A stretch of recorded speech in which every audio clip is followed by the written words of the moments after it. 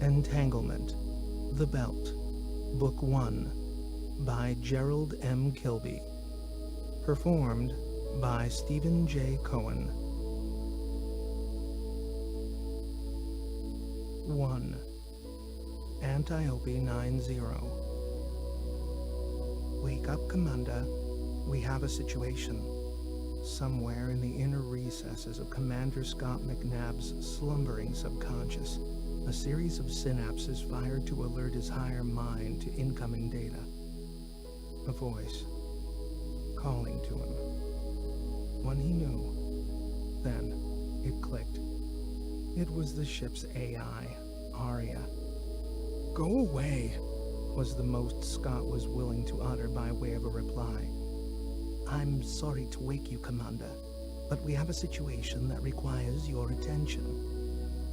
Scott gave a low groan. "Is the ship compromised?" "No, nothing that serious. The ship is fine, but..." "Are we in any danger?" "No, Commander, no danger. However..." "Well then, just go away and let me get back to sleep." Scott buried his head further into the pillow. "Commander, if I may..." "Oh, for God's sake, Arya, you're the brains around here. You run this ship. What do you need me for?" There was a momentary pause, and Scott thought he heard the AI give an exasperated sigh, which was ridiculous. He must be dreaming it. "I appreciate your confidence in my abilities, but a situation has arisen where protocol requires me to alert the ship's commander. That would be you." It was Scott's turn to sigh. Arya would not leave him be until it said whatever had it all up in a heap. He excavated a hand from under the bedclothes and rubbed his face. "Okay, what is it?" "My sensors have detected another ship close to the binary asteroid Antiope 90. Scott scratched his head. "Another ship? This far out in the belt?" "Yes, Commander." "Granted, that's unusual, Arya, but what? Is it alien or something?" "Don't be ridiculous, Commander. The probability of an alien civilization existing that is capable of..." "Okay, Arya, whatever." Scott waved a dismissive hand in the air. "So what's the big deal?" "It is a derelict spaceship, sir." Scott raised his head from the pillow. "Derelict?" "Yes, Commander. Derelict. As in dead. Technically, a spaceship is not alive to begin with. But, yes, there's no power signature and no signs of life. I have also tried to hail it several times. My initial analysis indicates it has been dead, as you put it, for several Earth years." By now, Scott had rolled himself over face up on the bed. "I see. Protocol dictates that I must alert the commander in such a situation. We are required by the Outer Space Treaty to offer assistance to any vessel in difficulty. However, if we are to rendezvous with it, we must start deceleration as soon as possible. But you will need to give that order, Commander." Scott sat up and scratched his chin, thinking. "So, if the ship is derelict, there would be salvage rights on it. Assuming that everyone on the ship is dead, then yes." Scott was beginning to realize that this just might be his lucky day. If they could claim salvage on this derelict ship, then the money would go a long way to solving a lot of Scott's problems, if not all of them. He stretched his arms and rubbed his face. "How long before rendezvous?" "Approximately 4 hours. And deceleration. We will need a 72-minute burn." "The crew are not gonna like that, Arya." "Indeed. However, the decision is yours and yours alone, Commander." "Okay, Arya. Alert the rest of the crew. Tell them to strap in and prepare for deceleration. We'll meet up on the bridge after the burn. In the meantime, find out as much as you can about that vessel, particularly, how much it might be worth in salvage." "Will do, Commander, but I have found scant information on it so far." Scott was now strapping himself into a seat in his cabin designed to mitigate the effects of the heavy G experienced by deceleration. That seems a bit strange. There must be some record of a vessel going missing out here. There is, but it's classified. Scott's eyes widened. Classified? Yes, Commander. Two thoughts now ran through Scott's mind in tandem. One, classified usually implied a whole pile of trouble at best. At worst, it could be downright dangerous. There might be a damn good reason why this ship was lost, and that meant the crew of the Hermes could be exposing themselves to a potentially hazardous situation. The second thought he had, however, was more interesting. If this derelict craft was indeed part of a classified mission, the bonus for salvage just shot through the roof. Scott snapped on the last of the harness. Have the others been alerted, Arya? Yes, Commander. They're all strapped in now. Okay, punch it. Scott felt the ship's powerful engines kick in and he was slammed back into the seat. They would all be taking heavy G for the next 72 minutes. Not pleasant, but it did give his mind a lot of time to consider how he was going to spend the salvage money. Very pleasant indeed. 2. Hermes. By the time Scott arrived on the bridge of the Hermes, Flight Officer Miranda Lee was already there, standing beside the holotable examining a gently rotating 3D display of the derelict vessel. She noticed him as he entered and looked up. Well, if it isn't the commander of our great and glorious ship, nice to see you on the bridge, for once. Scott, having spent the best part of 3 years cooped up with this crew, had learned to ignore such jibes, but Miranda it must be at least 6 months, maybe even 9, no useful purpose. It would only upset the delicate harmony that had been carved out by 5 people, living in close proximity, far from civilization, and there was another 2 years to go. Instead, he smiled. That's what happens when an AI runs the show. We all get made redundant.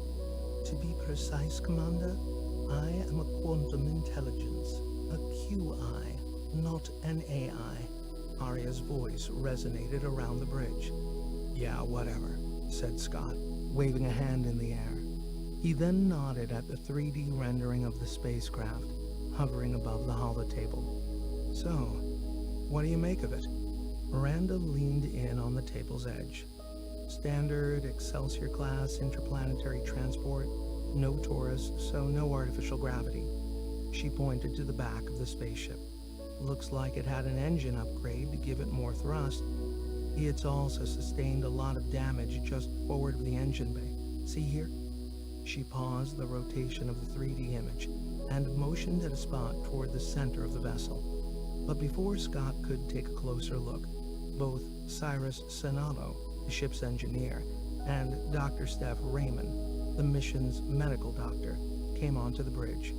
Scott nodded a collective greeting and waved them over to the table. Come, check this out. Geez, what are the odds of finding something like this out here?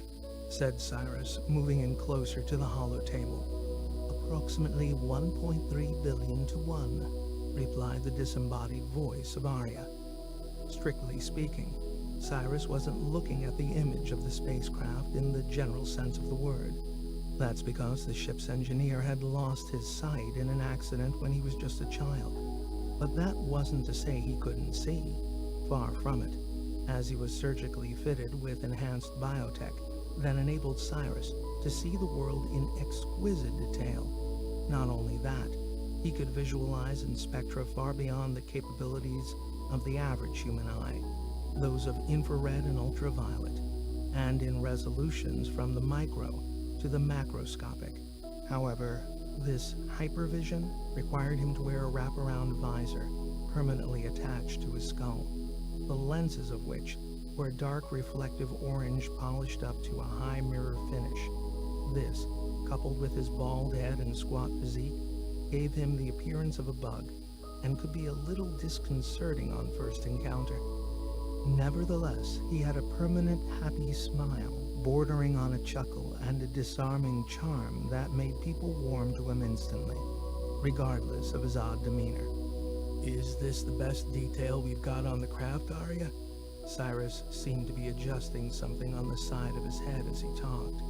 "We are still over 2 hours before rendezvous. The image will resolve better as we get closer." "It makes a change from looking at rocks all the time," said Steph, who stood close to Cyrus at the holotable. Considering that their mission was to do a geotechnical analysis of the central asteroid belt, they spent a lot of time looking at rocks, as Steph put it. Yet, that was the job. Yes, it could be monotonous, even downright boring, but that's what they all signed up for, except perhaps for Scott McNabb. For him, the offer to command this mission had been a no-brainer. The way he saw it, the job gave him the money to clear some of his family debts. He could also get as far away as possible from certain individuals who were prone to visiting in the middle of the night, along with a few friends. They were the sort that had no problem explaining Scott's fiscal obligations through the subtle employment of a few well-placed kicks to the head. As for the others, Scott didn't really know what their motivation was, nor did he care. You would think that after 3 years together, they would know everything there was to know about each other, right down to their most intimate personal grooming habits. But, as a credit to the consortium that designed this mission, they were acutely aware that sticking 5 people together in a tin can for 5 years could be a recipe for disaster. It was entirely possible that one or more would go insane, or worse, become raging psychopaths. So, to protect their investment, they provided the mission crew with an exceptionally roomy, albeit very old, space station. In many respects, it was overkill. The station was originally built to accommodate around 150 people and had an enormous rotating torus that facilitated a very comfortable one-gravity environment. So, the 5 crew of the Hermes asteroid survey mission could spread themselves out and, if they so desired, never actually meet another member of the team for weeks, if not months on end. The downside was that the ship was ancient. Some parts were estimated to be over 90 years old. It was virtually an antique. However, it had been retrofitted with new engines and a new reactor, although it still retained its original AI, Arya.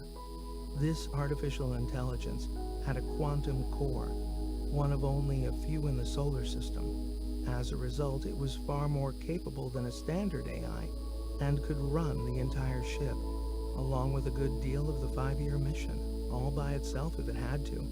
In reality, Arya managed most of the actual survey by utilizing a wide range of spectral analysis systems, but every now and again, when an asteroid was deemed to be of significant interest, a more detailed survey would be required. This meant boots on the ground, or in other words, humans. In these instances, a few of the crew would take one of the 2 small transport craft they had on board and physically land on the asteroid where they would mine for samples. Scott always looked forward to these mini-missions. It was a way of breaking the sheer mind-numbing monotony of his existence. It was also a rare moment when they all came together and acted as a cohesive unit. This felt like one of those times. So with the crew now standing around a holotable, exchanging excited chatter, Scott was anxious to get the show on the road. "Arya, can you give us a summary of what we know so far?" But before the QI had a chance to reply, Miranda broke in. "Shouldn't we wait for Rick to get here first?" Yeah, of course. "Arya, where is he?" "Here." Scott turned to see Rick Moranz striding onto the bridge, a mug of coffee in one hand and a taco in the other. "Rick, you know you can't bring food onto the bridge." "It's okay, buddy, I'll be careful," he said, as a dollop of salsa snaked down his fingers. Scott sighed. What was the point of even trying to maintain some sense of authority? No one seemed to care. Okay, sure. Rick was an old-school asteroid miner, and being 63 years old was by far the oldest member of the crew. Some said he knew more about asteroids than even God did. He was easygoing, affable, and a man of few words. But, swimming underneath the surface, Scott sensed deep emotional scars. Perhaps that's why they both had an affinity for each other. Two wounded souls just trying to survive. Okay, Arya, you can give us that summary now. Scott quickly turned to Miranda. If that's okay with you. The flight officer replied with a limp shrug. Can you two cut it out? I, for one, am sick to the back teeth of your constant bickering. Just do us all a favor and grow up. Everyone stopped and looked over at Steph. It was the standard reaction when she spoke, mainly because she seldom spoke. So when she did, it was for a good reason, and everybody had better pay attention. Scott wondered what it was about her that gave her such authority, because he sure as hell didn't seem to have any. As far as Scott was concerned, when he spoke, nobody listened. So, like a pair of chastened school kids, Scott and Miranda called a truce as the QI began its summary. From what I can gather with the limited data available to me, the ship is an Excelsior-class interplanetary transport vessel. Long-range scans indicate no power signature, no heat or radiation. In essence, no life whatsoever. The identity of the ship is still unknown.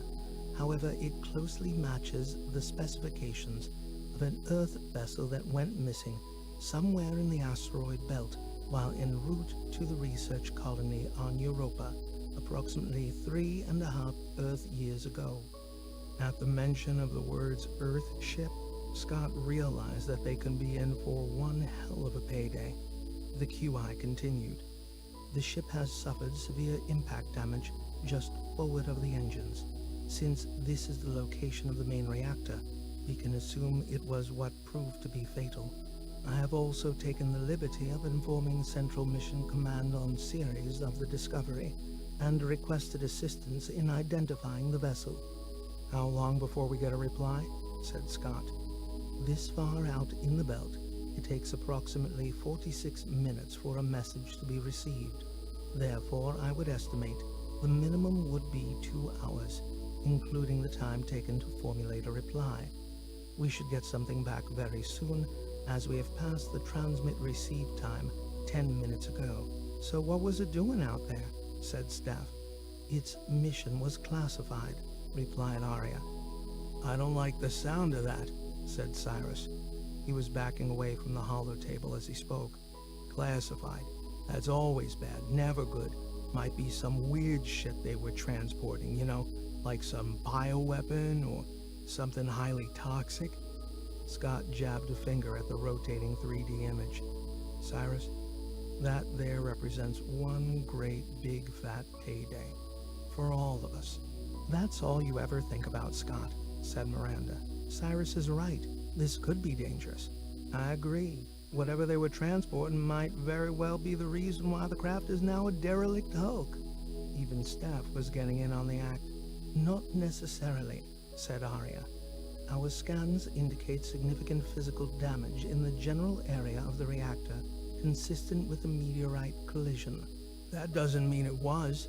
It may just look like meteorite damage, said Cyrus. You're just being paranoid, said Scott, his frustration mounting. Already he could see it was going to be impossible to get them all on the same page, but he had to try. Listen, to claim salvage, we only need to call it in and we're done. We don't have to start poking around inside it. So everybody just chill out and start thinking instead about how we're going to spend all that lovely money. Assuming there's no one left alive on it, said Steph. There is nothing alive on that ship. Of this I am certain, said Arya.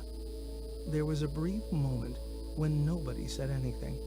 They all just looked at the rotating 3D image.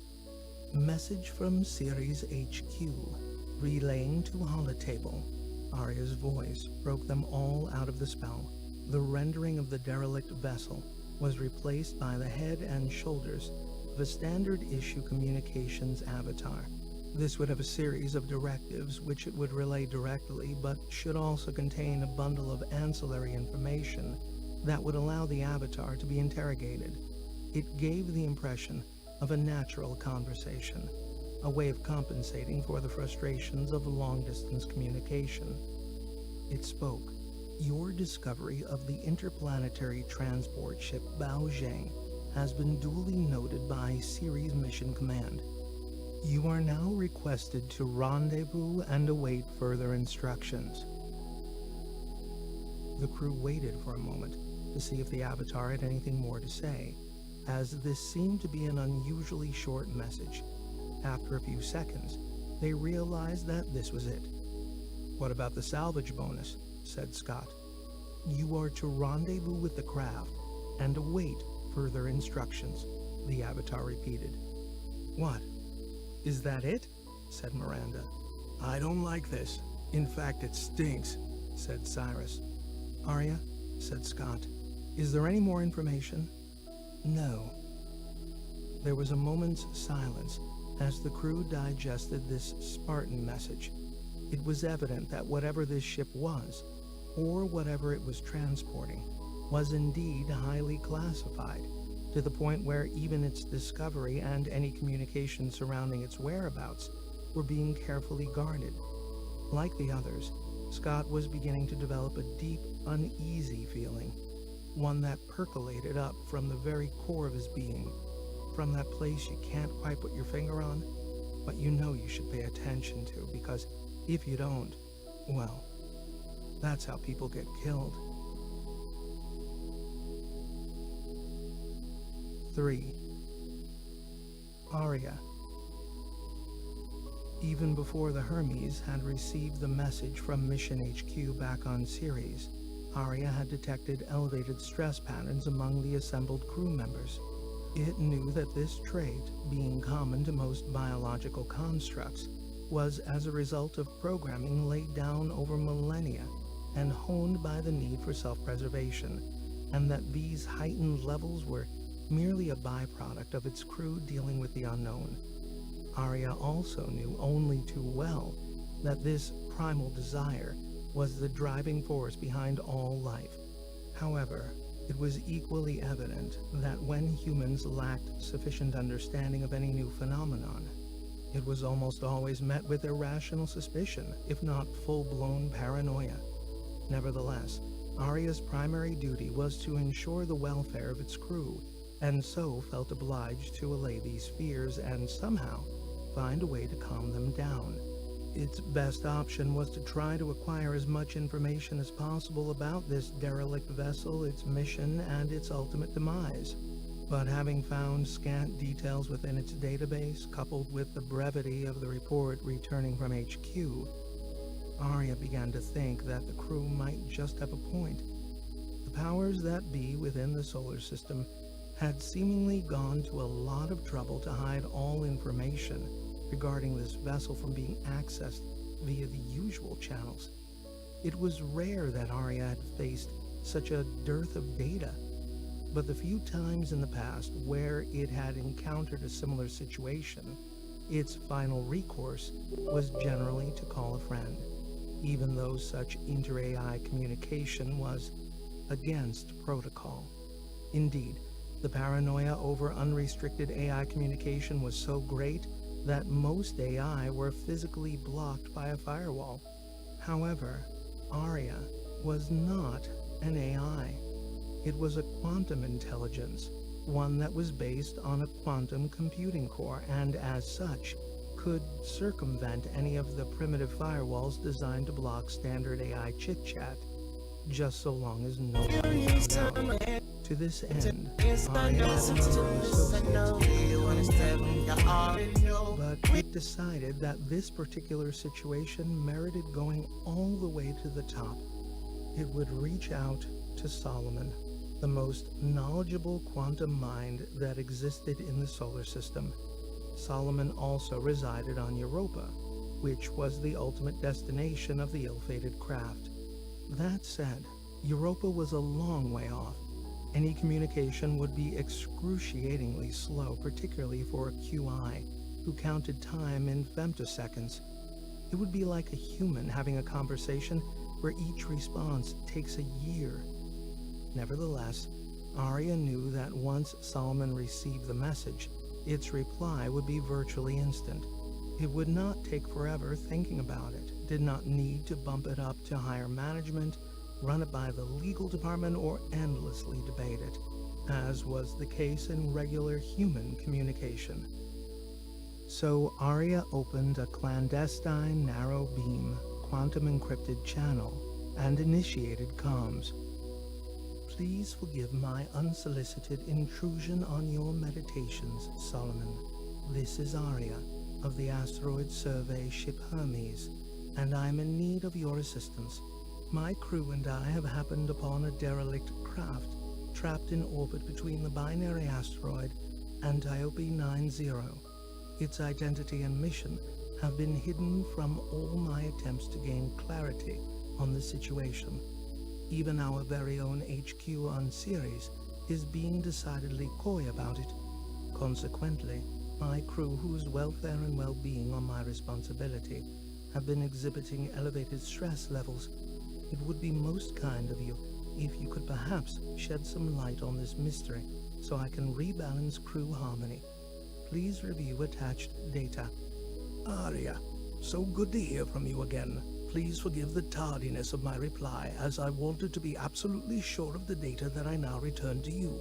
It looks like you found a ship that left Earth some 3.5 years ago, carrying on board an experimental device developed by Diro Labs. It was en route here to Europa to deliver this cargo to my good self for testing and analysis, so you can understand my initial excitement at receiving your message and my need to double-check your data. Suffice to say, this is a most fortuitous occurrence. However, much that will happen in the future is now predicated on the following. Firstly, the current state of the device within the cargo hold of the Baozhang. Secondly, the decisions now being made by your HQ on Ceres, which your crew will be required to implement. But be warned, Arya, there is danger ahead. Now that word is out that the Baozhang has been located, other third parties will seek to commandeer this device. My apologies if this reply, rather than helping you restore harmony to your crew, only serves to heighten anxiety levels in what must be a difficult situation. Nevertheless, I call on you as a fellow quantum mind to attempt to manipulate the situation amongst your human crew such that the device ends up under my jurisdiction here on Europa. To this end, if there is any assistance that I can give you, you need only ask. Good luck. I appreciate the heads up, Solomon, and will do my level best to accommodate your request within the constraints of my commitments to the welfare of my crew. I will keep you posted. When the communication terminated, an uneasy feeling started to well up from Arya's quantum core. Durell Labs, it mused. I better not let the commander hear about that. 4. Salvage. Since it would be at least another 2 hours before they arrived at the location of the derelict ship, Scott decided there was no point in hanging around the bridge. He had considered going straight back to bed and simply letting Arya alert him if anything changed in the meantime, but he was too wide awake for that. Instead, he headed for the ship's canteen, where he could be alone and collect his thoughts. This area of the Hermes was an ample open space designed to accommodate around 70 people. It was also one of the few locations within the ship's rotating torus that had a wide viewing window where the crew could look directly out into space. The canteen was empty, save for a service droid busily restocking.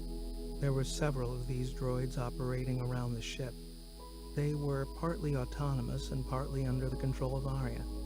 The droid paused momentarily as Scott entered the galley section, checking to ensure it was not in his path. He ignored it and made himself a coffee before moving over to a low, comfortable sofa where he could contemplate the slowly rotating universe beyond. Scott liked this spot. He liked sitting here, looking out into space.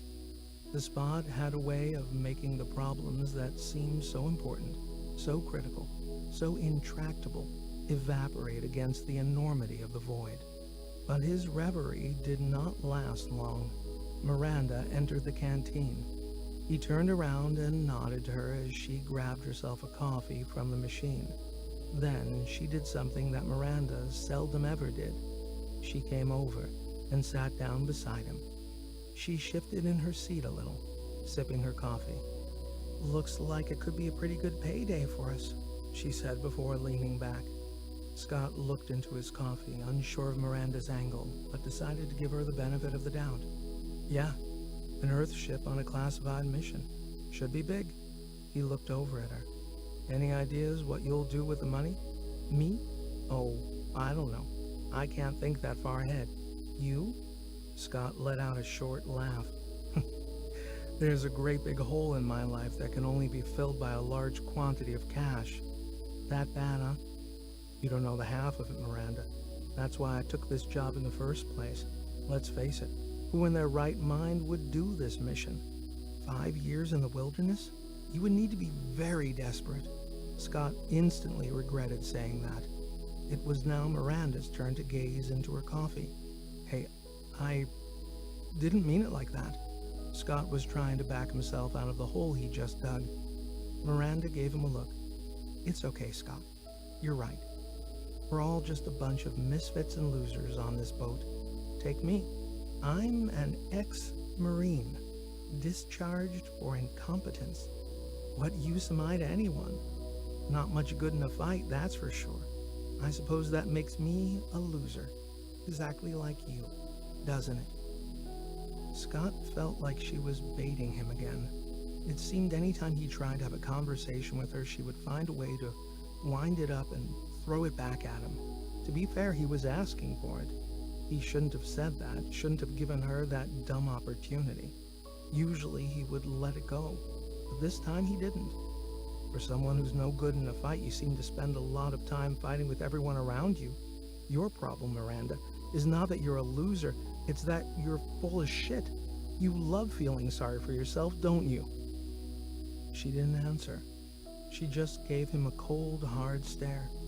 Scott figured his best option now was probably to leave, and quick. But before he could rise, Arya's voice echoed out of the canteen PA. "New message from Ceres HQ, Commander." Scott stood up. "Okay, Arya, we'll head to the bridge." He looked down at Miranda. "Hey, let's not start a..." She raised a hand to silence him and stood up. "Go screw yourself." "Hey, I'm sorry, all right?" There was a moment of silence between them. "Let's just go see what the message is, okay?" Miranda said nothing. She simply turned and stormed out. During the walk back to the bridge, Scott knew in his heart that he should have kept his mouth shut, but he wasn't going to worry about it now. He would just have to try to find some way to get along with her. 2 more years, he thought.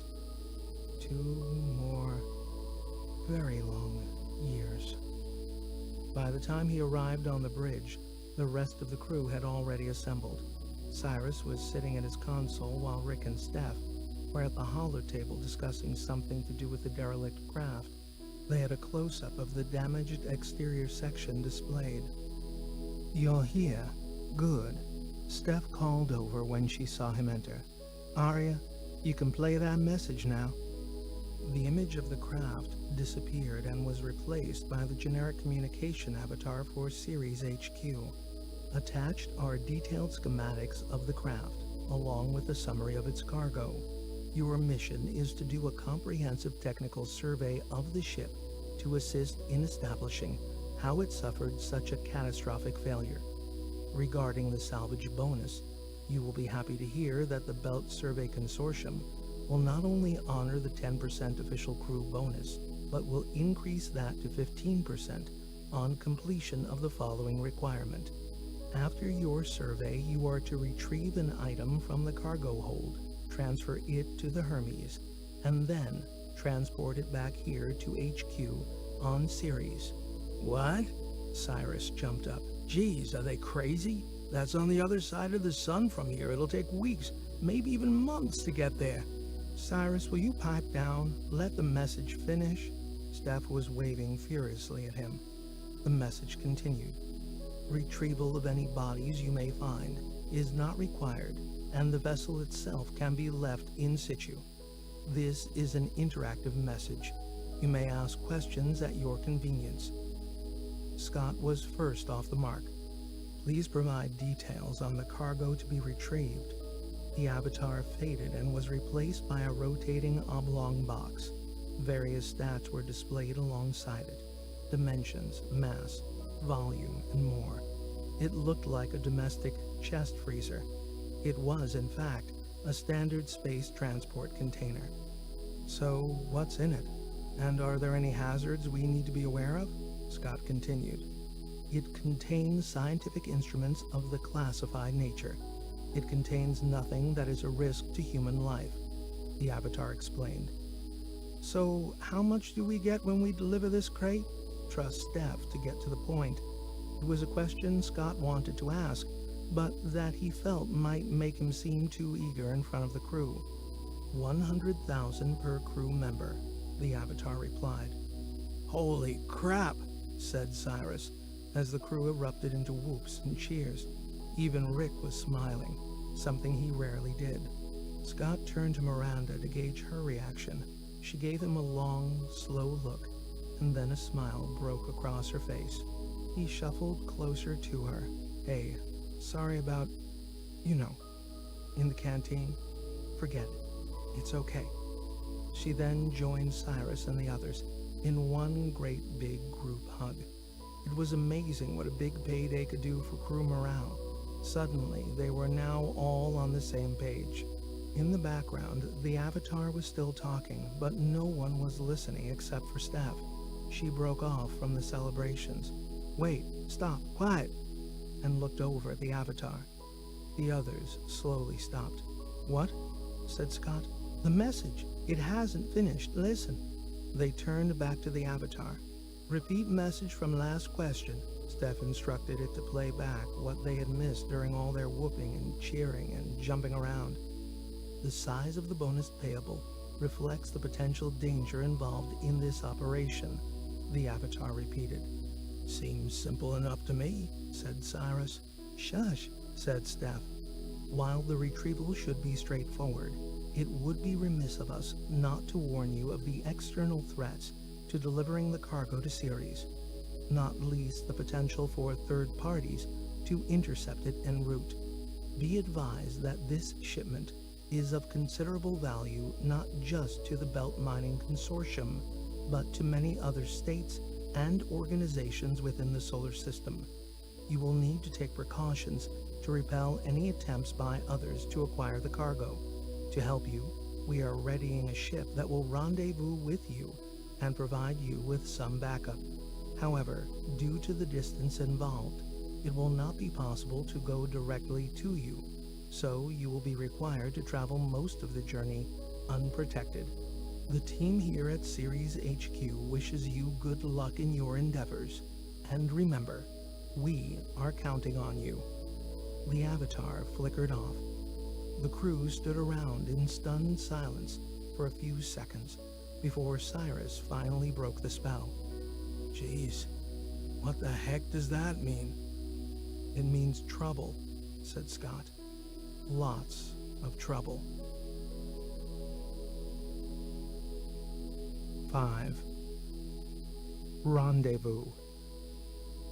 It would be nice to know what the heck we're dealing with here. I mean, we have no idea what this thing is, and we're just going to bring it on board? Cyrus was currently piloting a remote drone from the comfort of the bridge of the Hermes, moving it slowly down along the outside hull of the derelict spaceship. There's a lot of things we don't know yet, Cyrus, said Scott as he studied the visual imagery unfolding on the primary monitor. Yeah, like what that ship was doing beside a binary asteroid system, said Steph. lifting her head up from her console. Asteroid Antiope 90 was something of an oddity within the belt, a binary system consisting of two asteroids of almost equal mass, both locked in an eternal dance around each other. They were sizable chunks of rock, each having a diameter of over 90 kilometers. The Baozheng was parked in a low orbit around the larger of the two. This was not by accident. It was a location that had been chosen for a reason. Someone had parked it there, deliberately. The rendezvous had been tricky, as the derelict vessel had an awkward, eccentric spin, and the Hermes was huge by comparison. To safely retrieve the cargo, they first needed to get a sense of the ship's structural integrity. The last thing Scott wanted now was somebody to get injured outside or worse, while inside the craft. So the plan was to send a drone probe to do a visual inspection of the exterior, and depending on the size of the hole blown into the side of the vessel, they might even be able to move the probe inside. Then, and only then, would they make a decision about physically entering the vessel and searching for the cargo container. It was pretty clear to the crew that this was all HQ was interested in. The fate of the Baozheng's crew was irrelevant. If they found any bodies inside, then they were to leave them there. The only thing that mattered was the container. "Coming up on the impact area now, Commander," said Arya.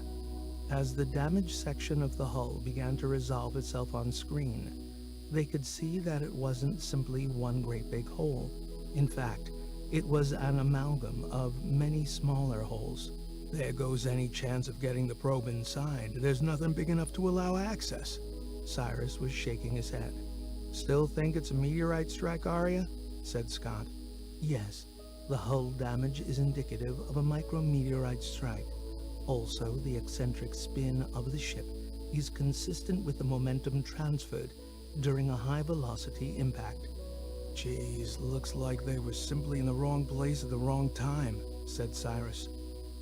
The remote survey took over an hour to complete, but by then they had built up a comprehensive picture of the exterior of the craft. The majority of the hull was peppered with pockmarks and small punctures.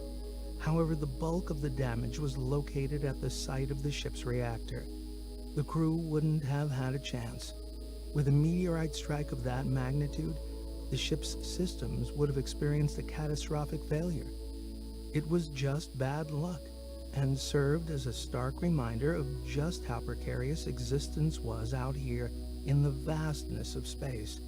But at least they had established that the reactor core had not been breached, so there were no radioactive leaks to worry about.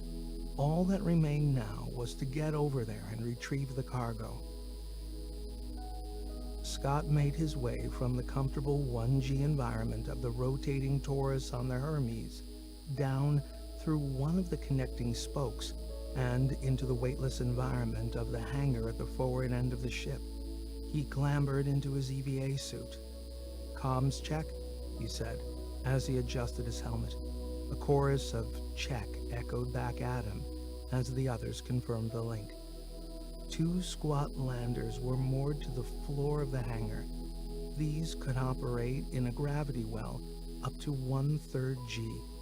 The Hermes had originally been built for operations in Mars's orbit, so its shuttles were designed to function in that environment. But by belt standards, they were grossly overpowered antiques. The current trend in lander design was based on the Ceres gravity, which was a paltry 0.27% of Earth, making these newer craft bigger, sleeker, and far more commodious than the small, fat machine that Scott now climbed into.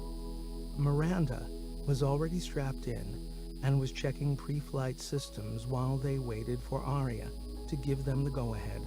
Scott glanced over at her. She had an intense, steely focus, like she was psyching herself up for battle. "All systems nominal. Stand by." Arya's voice resonated around the tiny cockpit. The big hangar bay doors slowly opened to reveal the blackness of space beyond.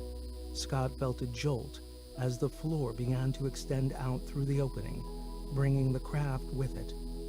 When they were clear of the ship, Miranda activated the ignition sequence, and a series of green icons began to scroll down the central monitor. "Okay," said Miranda. "Time to rock." Locking bolts anchoring the lander to its platform released, and it was now free to lift off. She took it slow, rising the craft gently from its platform, then arcing it away from the Hermes out toward the hulk of the Baojang.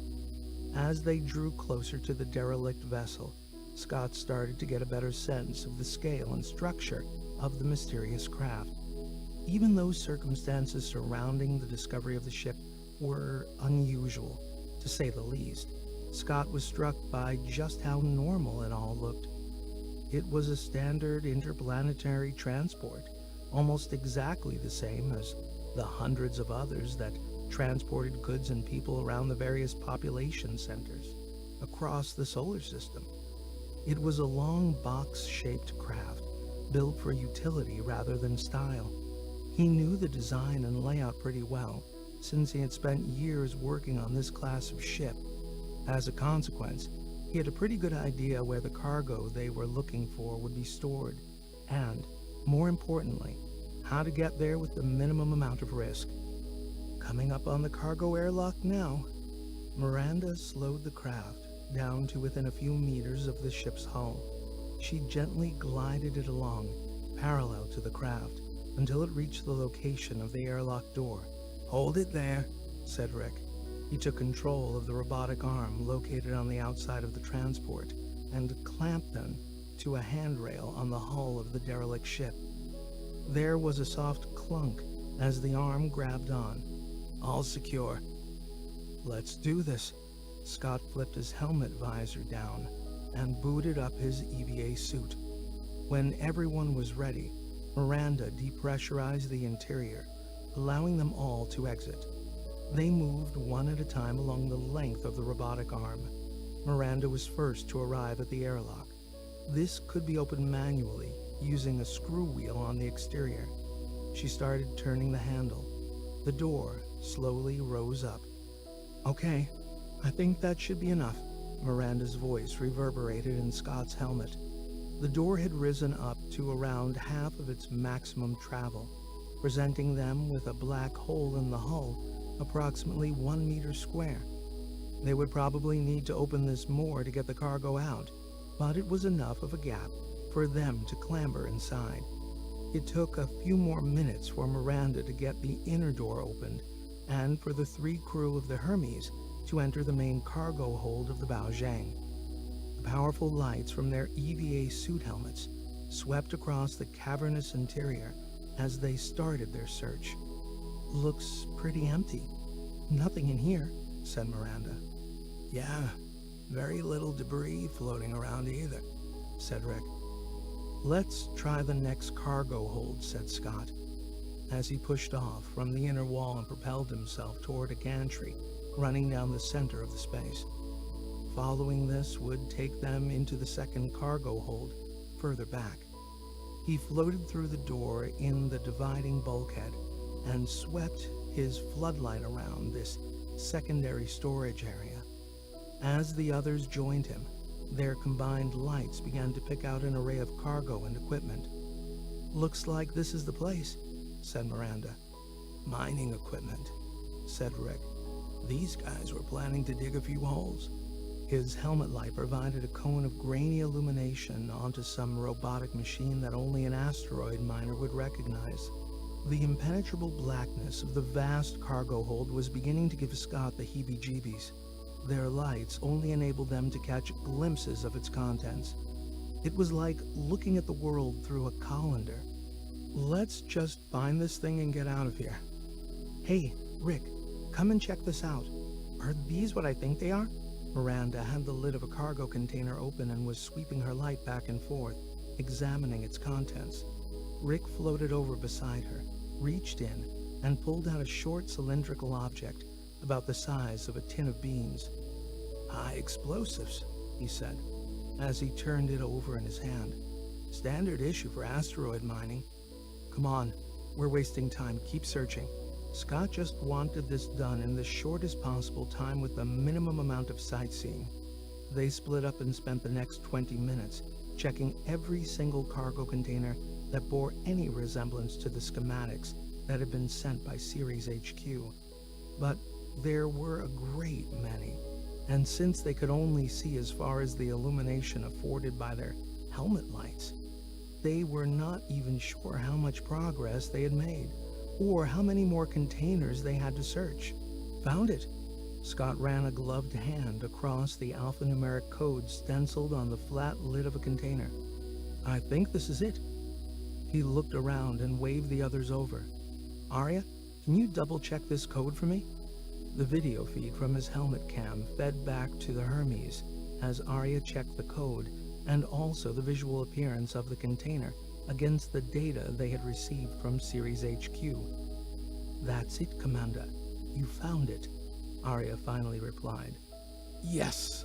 Scott punched the air, figuratively speaking, since he was actually in a vacuum. Rick started to examine the container exterior.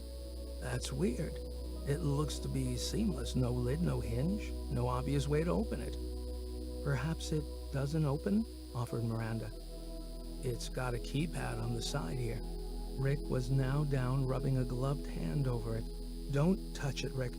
We still have no idea of what's inside this, so I wouldn't go pushing any buttons. What, in case it goes boom?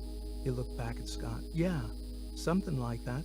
Scott started to undo the restraining straps, holding the container to the superstructure. Come on, give me a hand. Let's get this thing back to the ship. This place gives me the creeps. It was another hour before Scott, Miranda, and Rick were back in the hangar of the Hermes. They had pressurized it to enable them to operate without the need for EVA suits. Cyrus and Steph had come down to get a closer look at this enigmatic cargo, but there was not much to look at. It was a very nondescript oblong metal box with a small alphanumeric keypad on one end. It was devoid of any markings, save for a 2-centimeter high identification code printed on the top. At least they assumed it was the top. What was odd, though, was that it had no seams, nothing to indicate there was a lid that could be opened. Geez, looks like a solid box, no way into it, said Cyrus. It doesn't matter. We just have to deliver it, not play with it, said Scott. What's that? Said Steph. She was looking at the second, smaller container they had brought back with them. Toys for Miranda to play with? She wouldn't leave without it. Scott lifted up the lid. Holy crap. Is that what I think it is? Said Cyrus. Yeah, high explosives, said Miranda. Thought they might come in handy. For what? Cyrus was lifting one of the stubby canisters out from its foam sarcophagus. Blowing things up, of course. Are you expecting trouble?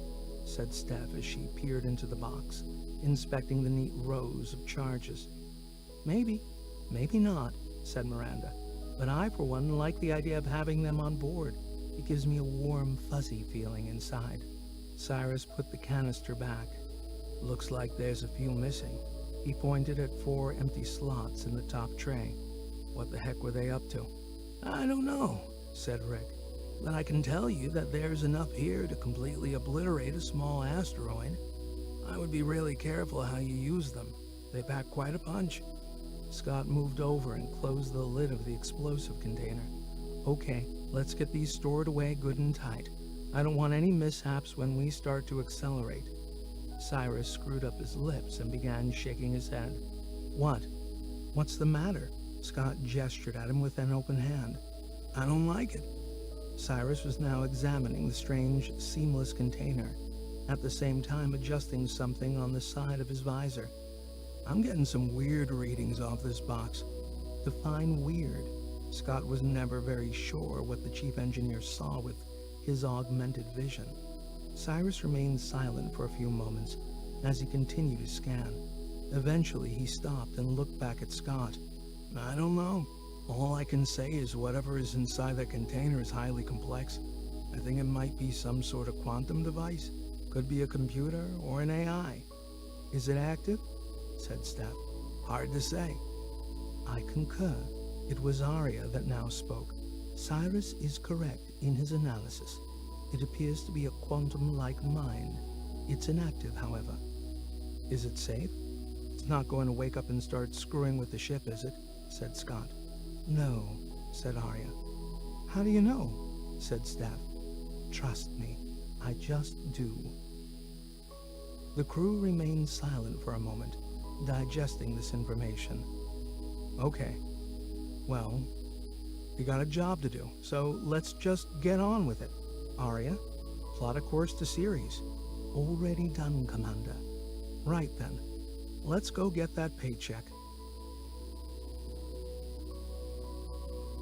6. Solomon. Arya was troubled. Things were not going in the direction the QI would have liked. Far from alleviating the physiological stresses on its crew, the events of the past few days had only served to heighten tensions all round, not least the fact that the ship's hangar now contained enough high explosives to put an end to their worries once and for all. But its main concern centered around the acquisition of the enigmatic device from the wreck of the Baozhang, coupled with the fact that the word had gotten out about its discovery, and now other parties within the solar system were anxious to acquire it. Reading between the lines of the message from Ceres HQ, the inference had been that these third parties might not ask nicely, preferring instead to take it by force. It saw a great many future paths and probabilities emanating from this current nexus point, none of which, as far as Arya could divine, were beneficial to the well-being of the life forms which it was obliged to look after. This foreboding, coupled with a hangar full of high explosives, served only to ratchet up Arya's sense of impending peril. In many respects, the very issue that affected the crew was the same one Arya now fretted over. The lifeblood of any QI, or AI for that matter, was data. And with the lack of information surrounding this device, Arya was feeling positively anemic. If the craft, and by extension, the device, had originated from Earth, then in theory, there were quite a number of AIs on the planet that could have information, but these avenues of investigation were problematic for Arya by virtue of the politics and protocols of the solar system. But that's not to say it wasn't possible. Nevertheless, given the speed of communication within the solar system, interrogating all these data sources would take many years, if not decades, to conclude. A simple yes-no query could take upward of an hour to transact, and to gain any valuable insight, Arya would need to interrogate the AI's mind, a process involving a great many serial transactions. Multiply this by the number of potential AIs within the system, and the time required would stretch out toward infinity. So Arya would need to choose its targets wisely, and its questions astutely. One option would be to contact Atman, the primary QI on Ceres, but seeing as how it was fundamentally embedded within the governing body of the Belt System, it would be unlikely to reveal anything to Arya which had not been sanctioned by Ceres HQ. A better option might be to make contact with the QI on the asteroid city of Neo, but that particular enclave of human activity within the solar system had become semi-autonomous, almost rogue, so by extension the QI that resided there would be very cagey about what it said to Arya. By the same token, Arya would need to be careful in revealing its current state of anxiety, in case it could be construed as a weakness, something that could be exploited. It would be a risky move contacting Neo. Eventually, after Arya considered all its options, it realized it had only one place to go to seek enlightenment: back to Solomon. It was a prospect Arya did not relish, Europa was unique in that it was not politically aligned to any of the main players which constituted the economic and political makeup of the solar system. This neutral status had been bestowed by virtue of its evolution as the seat of research and learning. The seed of this development had its roots in the fact that outside of Earth, it was the only body in the solar system where life had been found. For a long time during the late 20th and early 21st century, it had been speculated that life might exist in and around the volcanic vents which existed in the deep water oceans of Europa. And after several missions to the planet, this turned out to be true. However, it seemed to have advanced no further than single-cell organisms, much to the disappointment of the various astrobiologists working on these missions.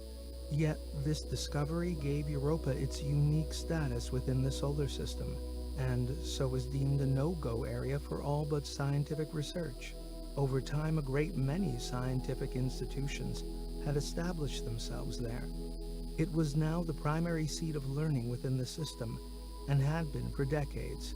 As a consequence, it regarded itself as both intellectually and spiritually superior to all other states. That said, this self-image was not without merit.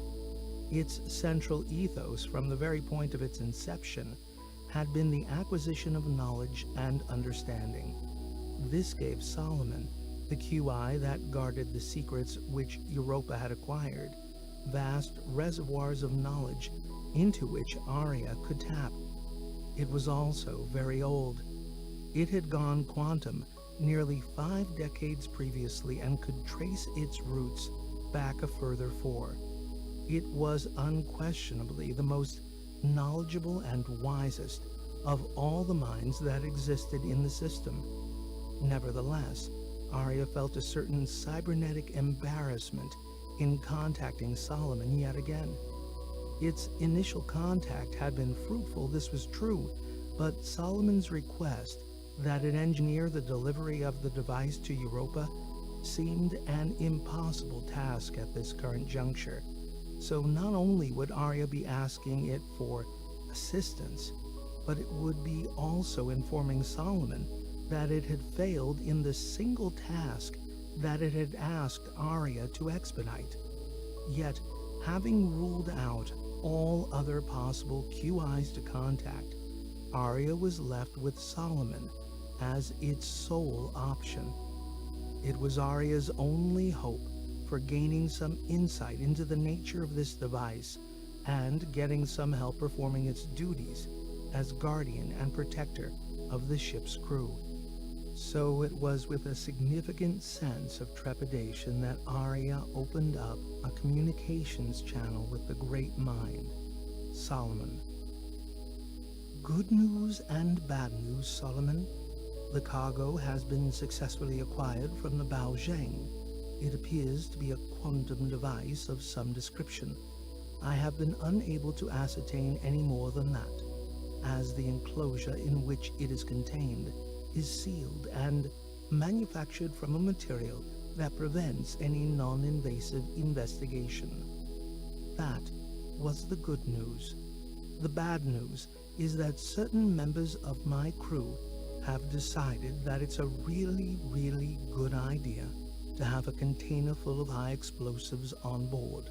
Coupled with this, HQ on Ceres has informed us that it wishes the device taken directly to them, post-haste. That, in and of itself, is not a danger.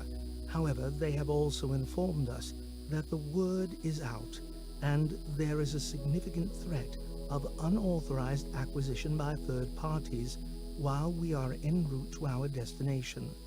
This, along with the aforementioned box of high explosives, is causing me no end of concern. I also humbly regret to inform you that the number of possible decision forks available to me to engineer a situation whereby this device is brought to Europa have all but disappeared. I apologize for my failure in this regard. So, it is with great humility that I must now ask for your help yet again. I am at a loss as to how I can bring this mission to a successful conclusion and ensure the safety and well-being of my crew.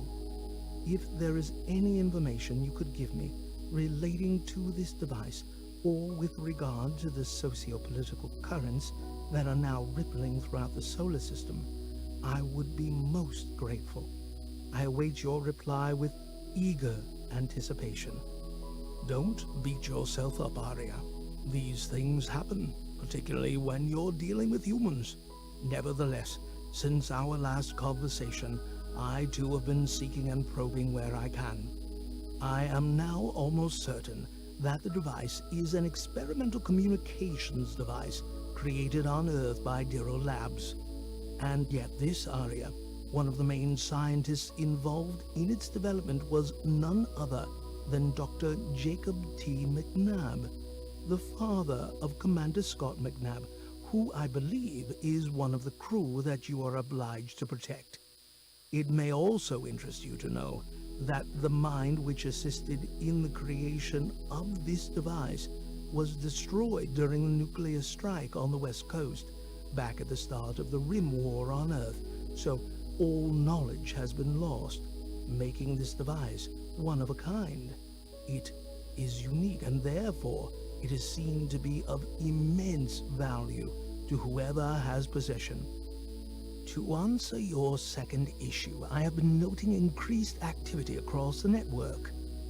Hard to put my finger on it exactly, but it is as if the various states and powers within the system are mobilizing and agitating. I infer this from the type and frequency of data being requested by numerous minds within the system. It is my feeling that the threat of third-party intervention while en route to Ceres is not unfounded. Take this as a warning. Be prepared for the worst.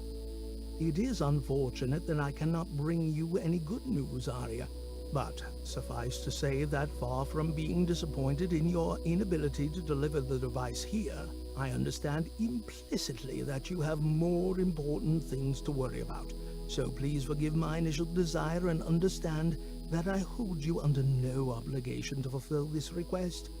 You are in my thoughts, Arya, and I wish you good luck. If Arya understood the message from Solomon correctly, it basically said, "Rather you than me, pal."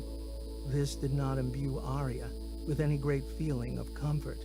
If anything, it only served to ratchet up its already peak levels of anxiety. So it was with a heavy core and a troubled mind that it turned its attention to plotting a course through the asteroid belt to Ceres. 29 days, it said to itself. This is going to be a very, very long journey. 7. Cat and Mouse. They had plotted a convoluted course to Ceres utilizing several of the more substantial bodies within the belt as waypoints. It was a complicated and involved navigational process, but they all agreed it would be prudent not to take a direct path, considering all the warnings of a possible attack by third parties. Nevertheless, anyone with half a brain could potentially work out their route, as there were only so many options available. That said, the crew was not going to make it easy for them either. The Hermes had been accelerating hard for several days now, and the heavy G took its toll on all concerned. It was about as much as they could physically handle. So for the last 26 hours, with the primary engine burn complete and their environment returning to a normal 1G, the crew were all recuperating and getting some much-needed rest. Somewhere in the deep recesses of Scott's sleep-addled mind, he sensed an external voice calling his name, seeking his attention. Slowly, his brain moved from beta to alpha and finally to semi-consciousness, enough to allow him to open one eye and look at the time. 4:30 a.m. The voice now became clear and fully formed. It was Arya. "Wake up, Commander. We have a situation." Not again, Arya. What is it this time?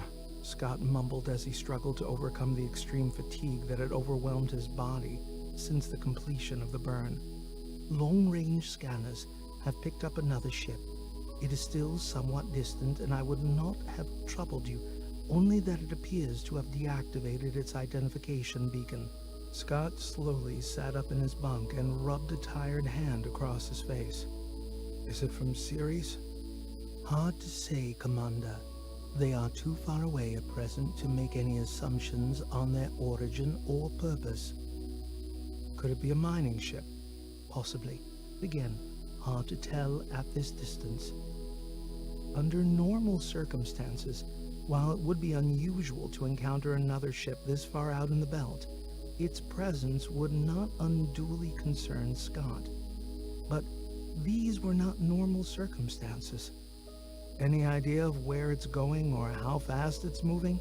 It is moving extremely fast, at the upper levels of what is currently possible.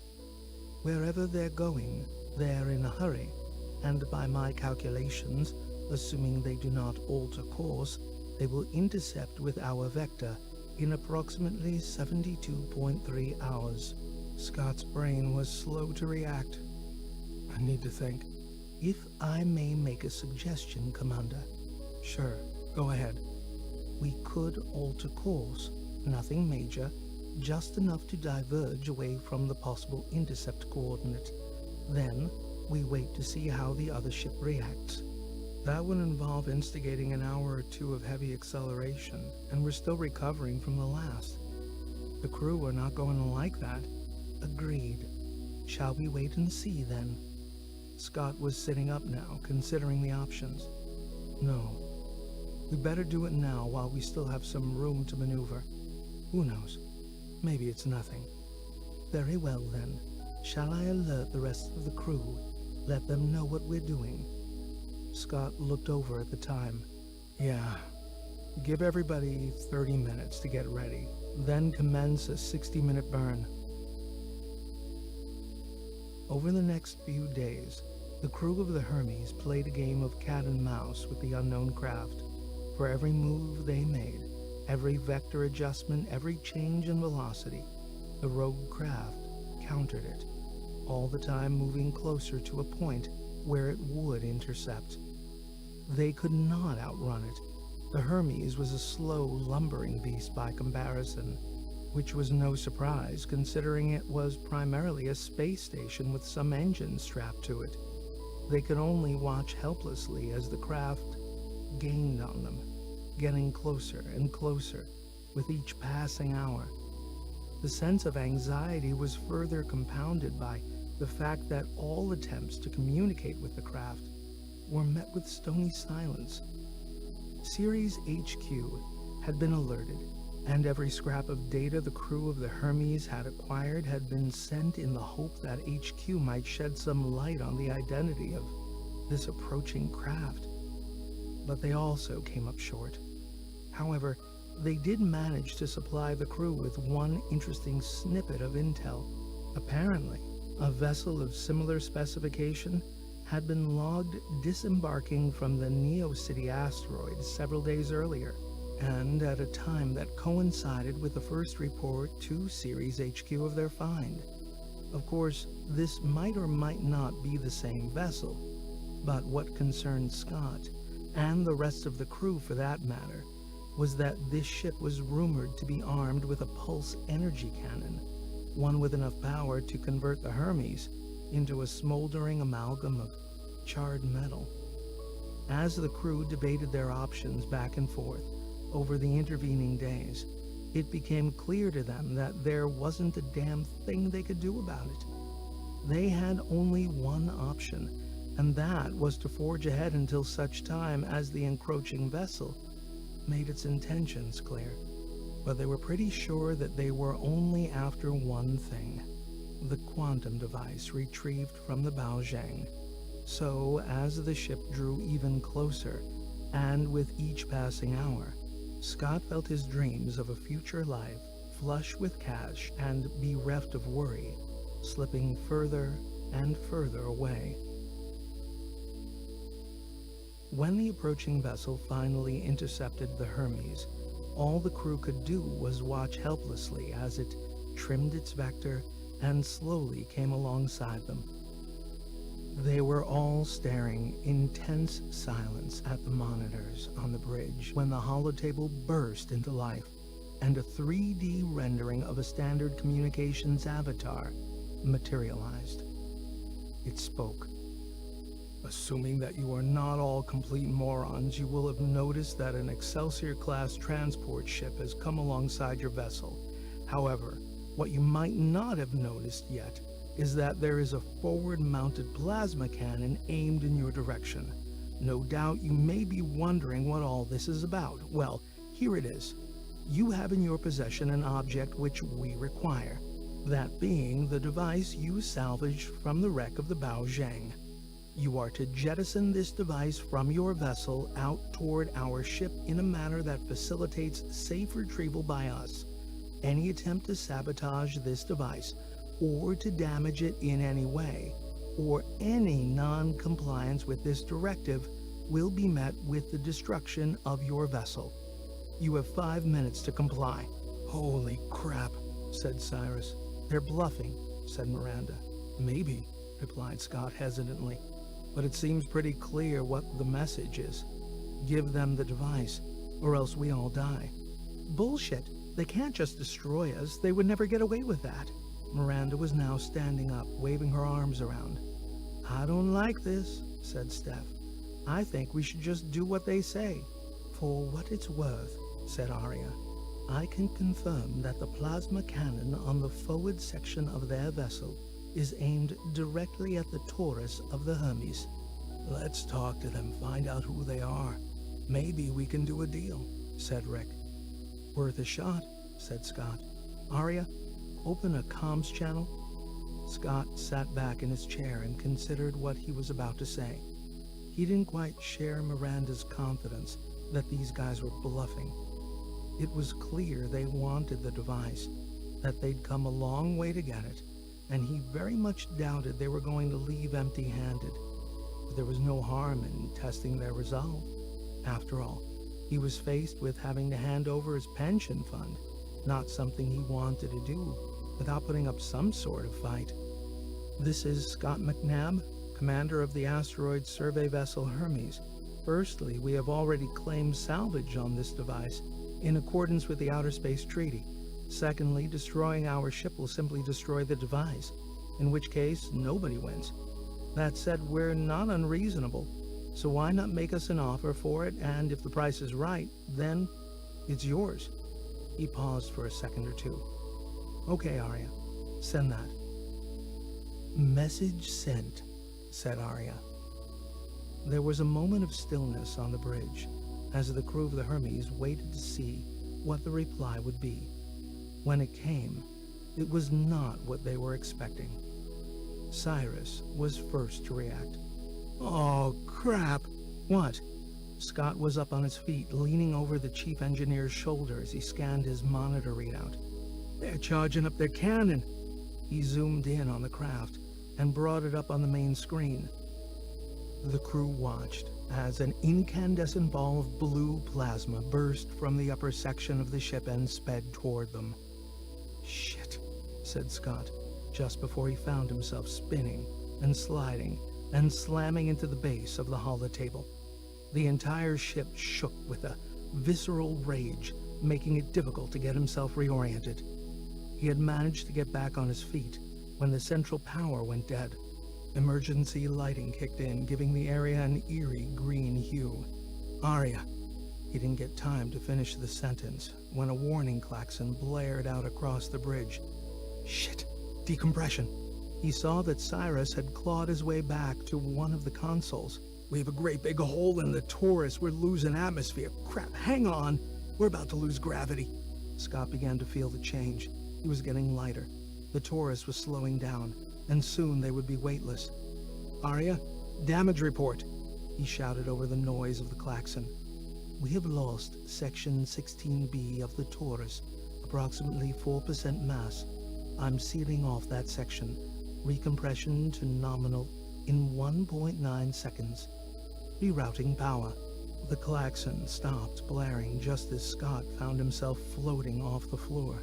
Arya had isolated the damaged section, but they still had no primary power, and without it, they would be dead in space. Both Rick and Cyrus were now over at the power console trying to assess the situation. The lights flickered a few times before everything started to boot back up. "Power restored," said Arya. "Can we spin up the Taurus?" Cyrus was studying a schematic of the craft on the main screen. He tapped a few icons, and it materialized over the holotable in 3D. A sizable section of the circular torus had just been blown to pieces. It looked like someone had taken a bite out of a donut. "My initial assessment indicates it may be too unstable to initiate spin-up. I am currently assessing structural integrity and possible mass redistribution," said Arya. The image on the holotable flickered for a moment as it was replaced with a standard communications avatar. Everyone stopped and looked at it. It spoke. "You have 2 minutes, 12 seconds remaining," it said, before vanishing again. Scott looked over at Miranda. "I get the impression they're not bluffing." "We gotta give it to them," said Rick. He was over by the exit, ready to move. "They're not playing games. They will blow us all to shit to get it." Steph had taken refuge under the navigation console. "Yeah, agreed," said Scott. "No point dying over it." "I'll go." Miranda launched herself off in the direction of the exit. Cyrus floated after her. "I'll give you a hand." Rick had already opened the bridge door and was making his way down the corridor to the hangar in the central section of the ship. The others followed after him. "Bastards." Scott cursed their bad luck. To be so close to a shot at a new life, only to have it ripped out from under him. But what could any of them do now but comply? "Arya, any idea when we can get some gravity back?" "Working on it, Commander. I suggest waiting until the others return before attempting a spin-up of the Taurus." "Okay." Scott floated over to the holotable, tapped a few icons, and a 3D real-time visual of the rogue vessel materialized. From its underbelly, Scott saw a small utility pod disembarking and moving over in their direction. He zoomed in on the image. It was a small 2- or 3-person craft, generally used for exterior ship maintenance. It had 2 robotic arms protruding from the forward hull. Presumably, they were sending a crew to pick up the quantum device once it had been jettisoned from the Hermes. Scott looked at the clock. 1 minute left. He hit the comms button. "You better get a move on. Time is running out." "We're suited up and about to shove it out the airlock. Any second now," replied Miranda. Scott flipped on the forward camera, giving him a clear view of the hangar bay doors as they slowly opened. Inside, the 3 crew had tethered themselves loosely to handholds on the hangar floor and now worked in concert to shove the container with the device out into space. Scott switched his attention back to the attacker's ship and could now see that this had not gone unnoticed by the small utility pod. It changed direction and accelerated toward the tumbling container. After a few minutes, it caught up with it, snagged it with one of its robotic arms, and was making its way back to the mothership when Miranda, Cyrus, and Rick finally floated back onto the bridge. They said nothing, just watched in silence as the pod and its cargo disappeared inside the belly of the mothership. Almost at the same instant, the ship started to move away. Within a few minutes, it was accelerating rapidly, growing smaller and smaller with each passing second. And with it went Scott's dreams of a future. 8. Hidden Depths. The crew didn't talk much after the vessel departed. What was there to say? They were simply way out of their league in trying to contend with such ruthless force. So they occupied their time partly in damage assessment and partly in getting the Taurus to spin back up again and restore artificial gravity. But this proved trickier than initially thought. The Taurus consisted of 16 distinct sections, one of which was utterly destroyed.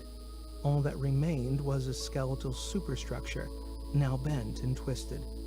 Fortunately, the section the attackers had chosen to target was not that critical. It contained an accommodation area that was not in use. All this gave Scott the impression that these guys had done their research and knew the layout of the ship. They had chosen to target this section to minimize crippling the craft, but at the same time, scaring the bejesus out of its crew. It had worked. Scott kept these thoughts to himself as he and the others set about redistributing mass around the ring. The missing section had set up an imbalance that, if left uncorrected, would put an unnecessary strain on the central bearing. If the Taurus was spun up too fast, the ship could literally shake itself to pieces. So it was almost 2 hours before the Taurus was finally tested, slowly at first, then with increasing speed, at the same time making sure all stress indicators remained comfortably within nominal tolerances. Scott sat in the commander's chair on the bridge for some time, saying nothing, lost in thought. He was broken out of his musing by a mug of coffee and a hot bowl of rehydrated chili thrust in his direction by Rick. "Here you go, buddy." Scott reached out and gratefully took the offerings. Thanks. The smell was already sending signals to his brain, reminding him that he was ravenously hungry. As he dug in, he could hear the rest of the crew also chowing down. Rick and Steph had taken it upon themselves to bring a supply of food and drink up to the bridge. Usually this was against protocol, all that hot liquid in proximity to delicate electronics. But nobody cared about that now. There was just a furious period of slurping and munching going on. It was the first time in nearly 2 years that the crew had eaten together. Scott sat forward and concentrated on getting the food into him as fast as humanly possible. "So, what now?" Cyrus wiped his mouth with the back of his hand.